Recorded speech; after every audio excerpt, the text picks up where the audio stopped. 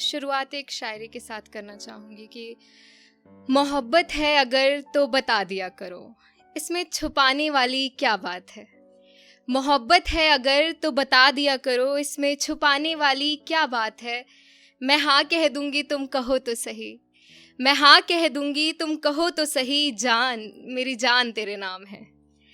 नमस्ते, मेरा नाम रानी है और आज जो भी मैं सुनाने वाली हूँ या जो भी मैंने लिखा है वो मैंने अपनी मोहब्बत के लिए लिखा है। और मेरी मोहब्बत मेरी माँ है जिनके लिए मैंने ये लिखा है।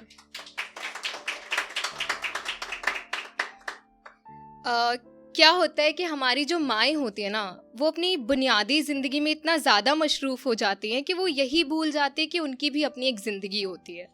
तो इससे बस एक छोटी सी कोशिश है उन्हें ये बताने की कि माँ you have a life too.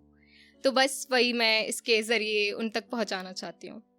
तो शुरू करना चाहूँगी कि डियर माँ, जब से होश संभाला है तब से दो ही बातें बहुत अच्छे से समझ सकी हूँ कि एक वक्त और एक तुम।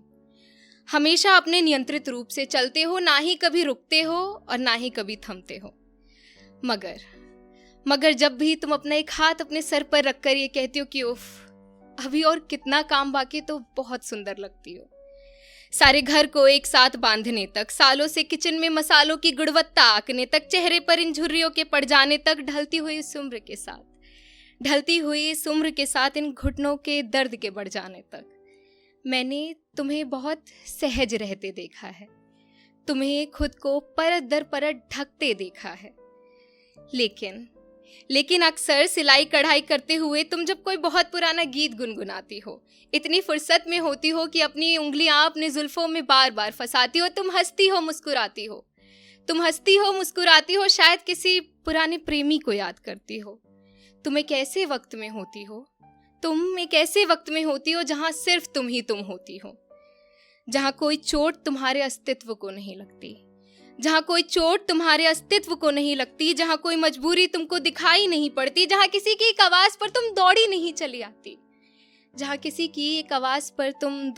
चली आती, तुम्हारी जिंदगी तुम्हारे उसूलों पर उसकी डोर किसी और के हाथों में नहीं जाती। ये वो पॉज है जिसे तुम शायद रोज दोहराती हो और जैसे ही रिवाइंड करती हो तो वापस अपनी इस हलचल भरी दुनिया में आ जाती हो। उस वक्त तुम में मुझे वो तमाम औरतें नजर आती हैं जो हर रोज किसी ना किसी वजह से अपने आप को नजरअंदाज कर रही हैं। वो औरतें जो कॉम्प्रोमाइज जैसे शब्द को जीने लगी हैं। और यूं तो कई मर्तबा मैंने तुम्हारी तरह दिखना भी